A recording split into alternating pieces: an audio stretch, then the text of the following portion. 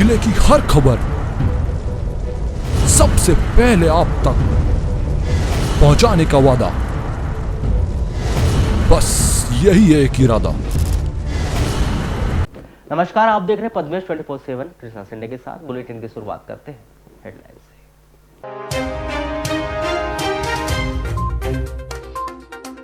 जिले भर में हर्षोल्लास के साथ मनाया गया संविधान निर्माता बाबा साहब अम्बेडकर का महापरिनिर्वाण दिवस। बौद्ध अनुयायियों के द्वारा आयोजित किए गए विभिन्न कार्यक्रम।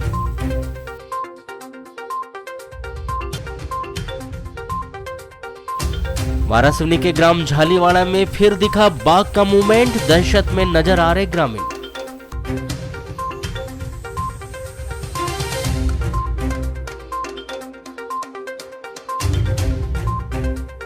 ग्रामीण थाना के ग्राम आमगांव में खेलते खेलते नाले में जा गिरी 2 वर्षीय मासूम बच्ची, जिला अस्पताल में उपचार के दौरान हुई मौत।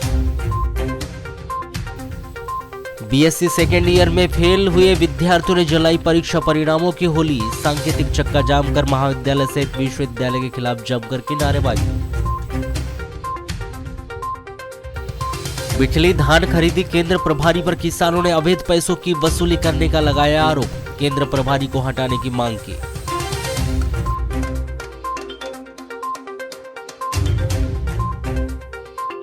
हर्षोल्लास के साथ मनाया गया 76वां होमगार्ड का स्थापना दिवस। होमगार्ड और एसडीआरएफ जवानों ने मुख्य अतिथि को दी सलामी। विभिन्न कार्यक्रमों के हुए आयोजन।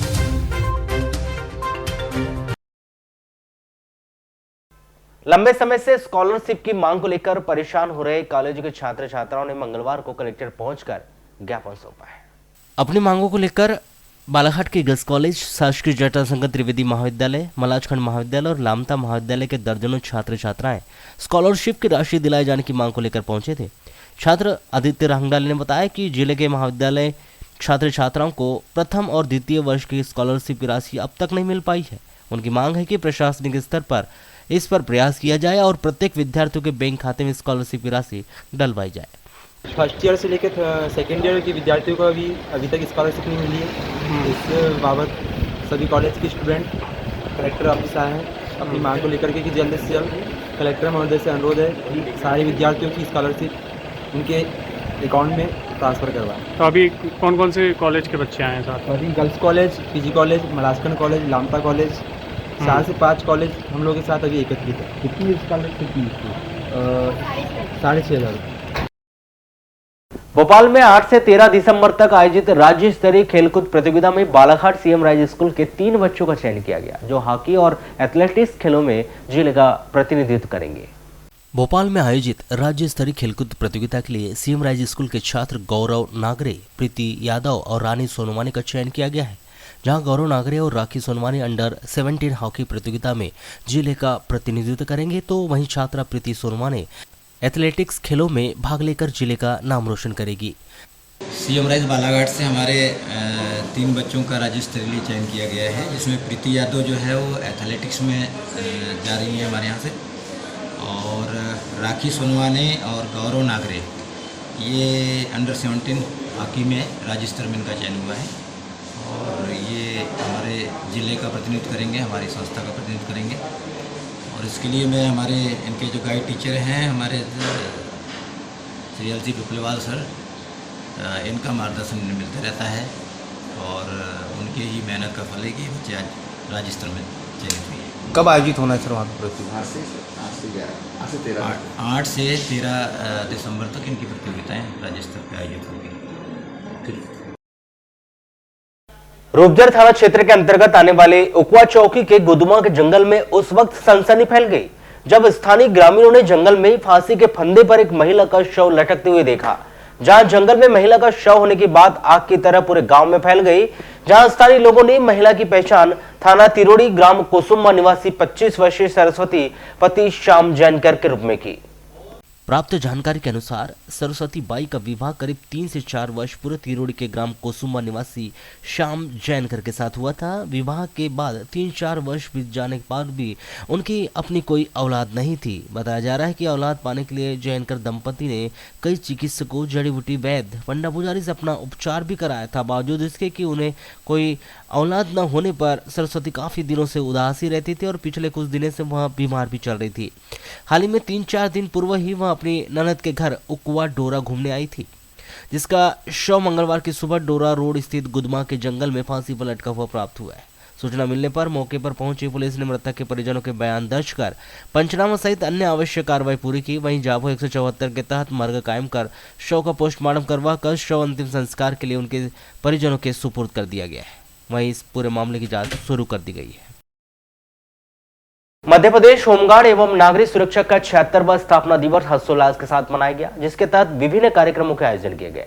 नगर के विश्वेश्वरैया चौक स्थित होमगार्ड लाइन में आयोजित कार्यक्रम में मुख्य अतिथि अपर कलेक्टर शिव गोविंद मरकाम प्रमुख रूप से उपस्थित रहे, जहां कार्यक्रम में सुबह होमगार्ड और एसडीआरएफ जवानों ने परेड कर मुख्य अतिथि को सलामी दी, तो वहीं परेड मार्च कर समीक्षा क्रम का आयोजन किया गया, जहां कार्यक्रम के मुख्य अतिथि अपर कलेक्टर शिव गोविंद मरकाम ने परेड की सलामी लेने के बाद राष्ट्रपति, प्रधानमंत्री तथा गृह मंत्री के संदेश का वाचन किया। हमारे विभाग का 76वां स्थापना दिवस मनाया जा रहा है। क्या क्या कार्यक्रम हुए? जैसा कि पहले से ही था कि हमारे यहाँ हर साल ही 6 दिसंबर को होमगार्ड एवं नागरिक सुरक्षा का स्थापना दिवस मनाया जाता है, तो हमें कोई विशेष अतिथि को बुलाना ही होता है कार्यक्रम आयोजित करने के लिए। तो जैसे कि कल मैंने हमारे आदरणीय एडीएम सर को निवेदन किया कि सर आज आप हमारे कार्यक्रम में उपस्थित होंगे, तो सर ने सहर्ष मेरा निवेदन स्वीकार किया और अपना आज अमूल्य समय आज सर ने हमारे होमगार्ड स्थापना दिवस मनाने के लिए दिया। तो आज हमारे लिए वाकई में बहुत गौरव का दिन था कि इतने बड़े अधिकारी ने आज हमारा छोटे से ही आयोजन किया गया है, लेकिन उसमें अपनी उपस्थिति देकर इसको और अच्छा बना दिया। आपको बता दें कि मध्य प्रदेश में होमगार्ड संगठन की स्थापना 1947 में मध्य प्रदेश होमगार्ड अधिनियम सन 1947 के तहत हुई थी, जिसके बाद नागरिक सुरक्षा अधिनियम के लागू होने से नागरिक सुरक्षा सिविल डिफेंस को मध्य प्रदेश होमगार्ड्स के अंतर्गत लाया गया। विभाग का मुख्य कार्य Madhya Pradesh home guards civil defence एवं आपदा प्रबंधन की गतिविधियों को संचालित करना और उन गतिविधियों की गुणवत्ता में उत्तरोत्तर प्रगति लाना है।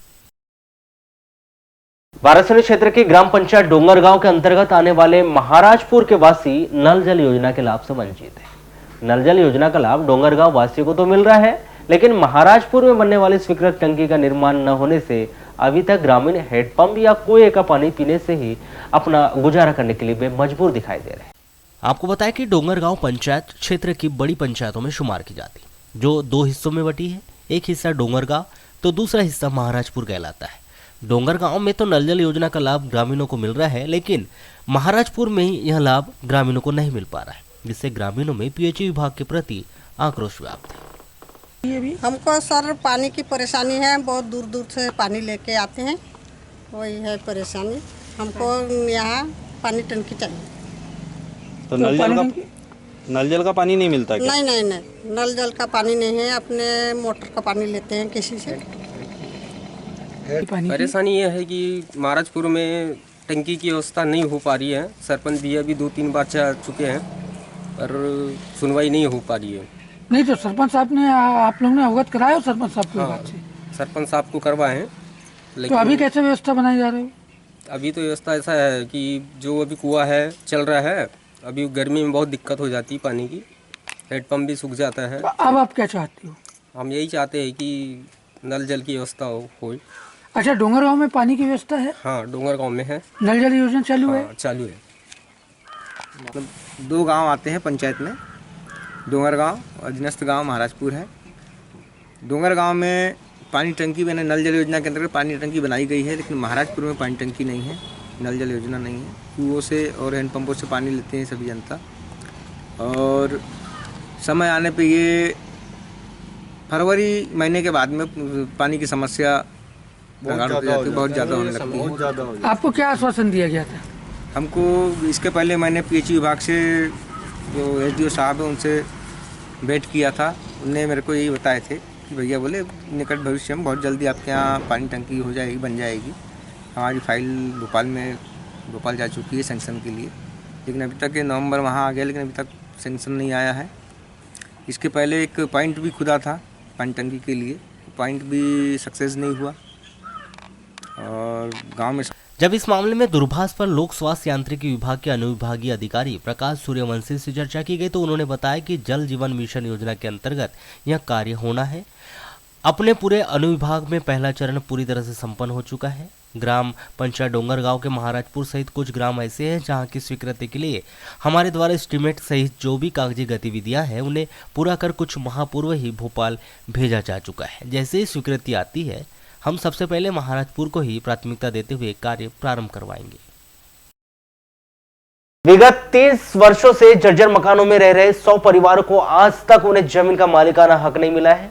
यही वजह है कि 1 सैकड़ा से अधिक परिवारों को प्रधानमंत्री आवास योजना का लाभ नहीं मिल पा रहा है।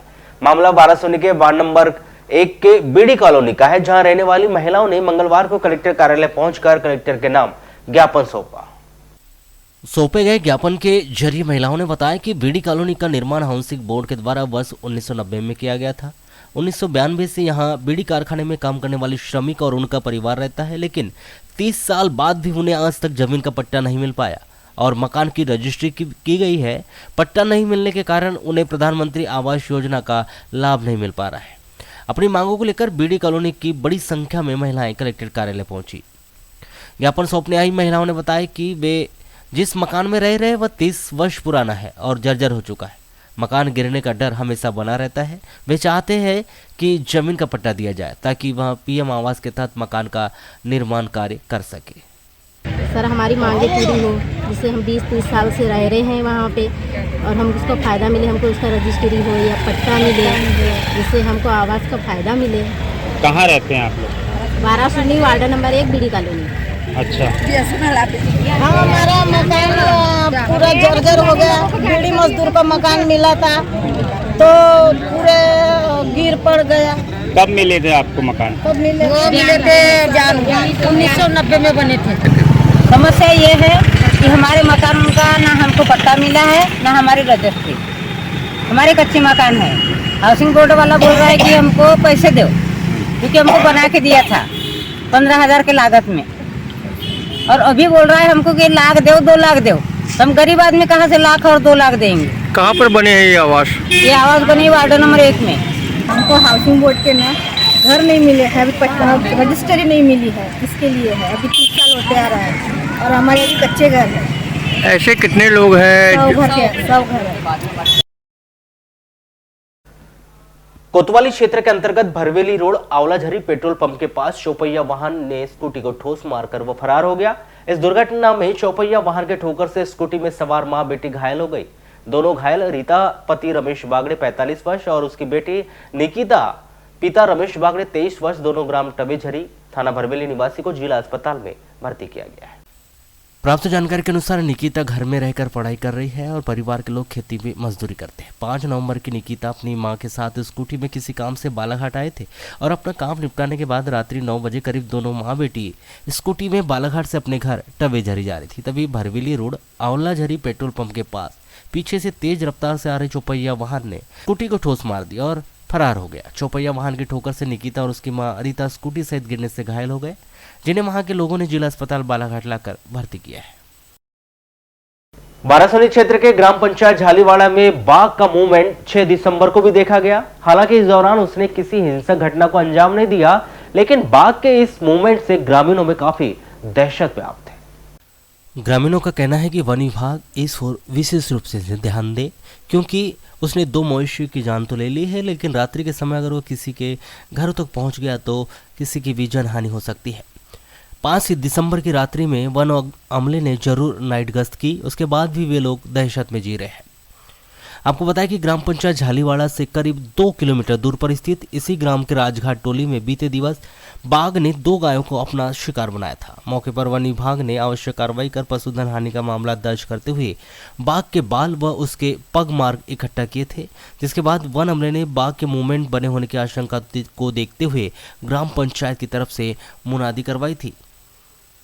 ग्राम पंचायत झालीवाड़ा के अंतर्गत राजघाट टोली और राजीव सागर परियोजना रेस्ट हाउस में 5 दिसंबर को 2 गायों का शिकार करने के बाद उक्त बाघ देर रात्रि पुनः वहां आया था, जिसकी पुष्टि बाघ के द्वारा शिकार किए गए स्थान पर डाले गए गोबर के कंडे के राख में एवं गीली जमीन पर बाघ के पद चिन्ह फिर देखे गए, जिससे ग्रामीण में और ज्यादा दहशत व्याप्त है। रात के 3 बजे, क्योंकि आप प्रत्यक्षदर्शी हैं, रात के 3 बजे है, उधर से आया, हीरा रोड क्रॉस करके हीरापुर होती हुई सीधे आकर के हनुमान मंदिर के सामने।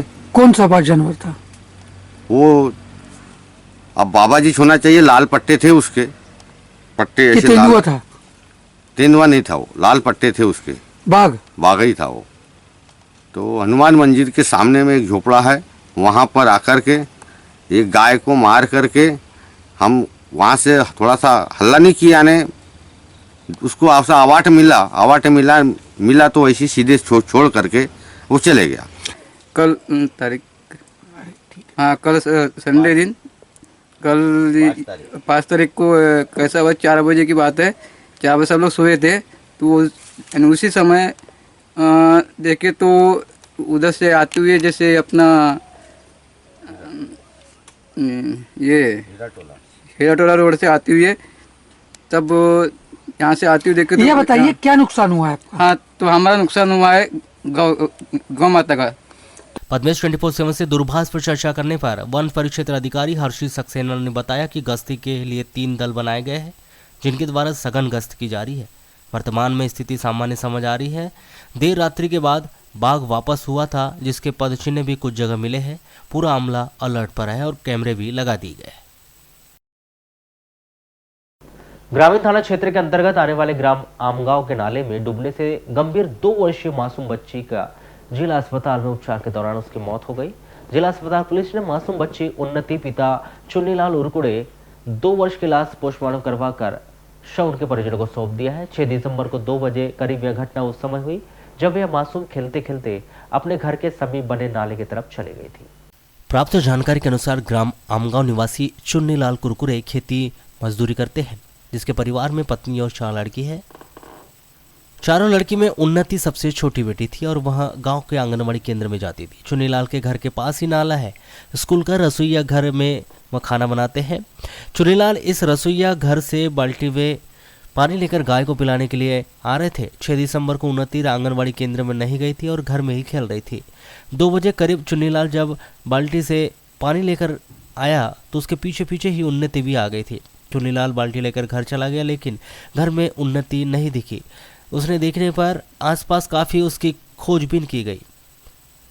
फिर चुन्नीलाल नाले की तरफ गया तो नाले के पानी के ऊपर अपनी बेटी की उन्नति को देखा, जो बेहोशी की हालत में थी। उसे बेहोशी की हालत में ही 108 एम्बुलेंस से जिला अस्पताल बालाघाट लाकर भर्ती किया गया था, जहां उपचार के दौरान उसकी मौत हो गई। जिला अस्पताल पुलिस चौकी के प्रधान आरक्षक महेंद्र मस्कुले ने पंचनामा कार्रवाई के पश्चात बालिका उन्नति की लाश का पोस्टमार्टम करवाकर शव उनके परिजनों को सौंप दिया है। संभवतः यह मासूम बच्ची खेलते खेलते अपने घर से नाले की तरफ पहुंच गई होगी, जो नाले में गिरने या फिसलने से नाले में डूब गई थी। प्रधान आरक्षक महेंद्र मस्कुले ने मर्ग कायम कर मर्ग डायरी अग्रिम कार्रवाई हेतु संबंधित पुलिस थाना ग्रामीण बालाघाट में भिजवा दी है।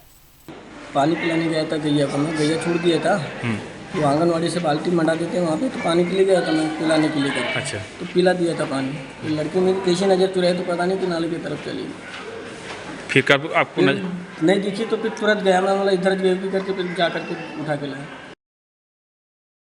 मंगलवार की सुबह एक तेज रफ्तार ट्रेन की चपेट में आने से एक वयस्क चीतल की मौत हो गई। घटना बजरंग घाट के पास रेलवे गेट से लगभग 50 मीटर दूरी पर सुबह करीब 6 बजे के आसपास हुई, जब एक चीतल जंगल से भटककर रेलवे ट्रैक के पास आकर खड़ा हो गया, जो हादसे का शिकार हो गया। वन परिक्षेत्र सहायक अनिल तिवारी ने बताया कि सुबह रेलवे विभाग के गेट कीपर के द्वारा विभाग को घटना की जानकारी दी गई। हमले ने मौके पर पहुंचकर पशु चिकित्सक की मौजूदगी में चीतल के शव का पोस्टमार्टम किया गया और उसका अंतिम संस्कार किया गया। प्रातः सुबह 6 बजे गेट कीपर रेलवे विभाग के द्वारा सूचना दी गई कि ट्रेन के टच होने से चीतल ध्वस्त हो गया। किस स्थान पर घटना घटी? ये बजरंग घाट के पास गेट है रेलवे का, उससे मात्र 50 मीटर दूरी पे लेफ्ट साइड में। आप क्या कार्रवाई की जा रही है? शव का पोस्टमार्टम करवाकर सौदाह वेटनरी डॉक्टर की उपस्थिति में सौदाह का मूल्यांकन किया जा रहा है। नगर के मेन रोड स्थित महाराष्ट्र बैंक के सामने मोटरसाइकिल की ठोकर से एक वृद्धा घायल हो गई। घायल वृद्धा जमीला बी पति अब्दुल गफ्फार 65 वर्ष वार्ड नंबर 10 मटन मार्केट निवासी को जिला अस्पताल में भर्ती किया गया। प्राप्त जानकारी के अनुसार जमीला बी घरेलू काम करती है, जिनके पति का देहांत हो चुका है। परिवार में इकलौती बेटी है और जमीला बी के साथ रहती है। 2 दिसंबर को जमीला बी मेन रोड स्थित महाराष्ट्र बैंक अपने काम से आई थी। 1:30 बजे जमीला बी बैंक से अपना काम निपटाने के बाद घर जा रही थी। तभी बैंक के सामने गुजरी की तरफ से तेज रफ्तार से आ रही मोटरसाइकिल ने जमीला बी को ठोस मार दी, जिसका पैर फ्रैक्चर हो गया। बताया गया कि मोटरसाइकिल सवार ने घायल जमीला बी को कोई मदद नहीं की, बल्कि उल्टे जमीला बी को खरी खोटी सुनाकर वहां से चला गया। तब जमीला बी को अन्य लोगों ने जिला अस्पताल बालाघाट लाकर भर्ती किया है।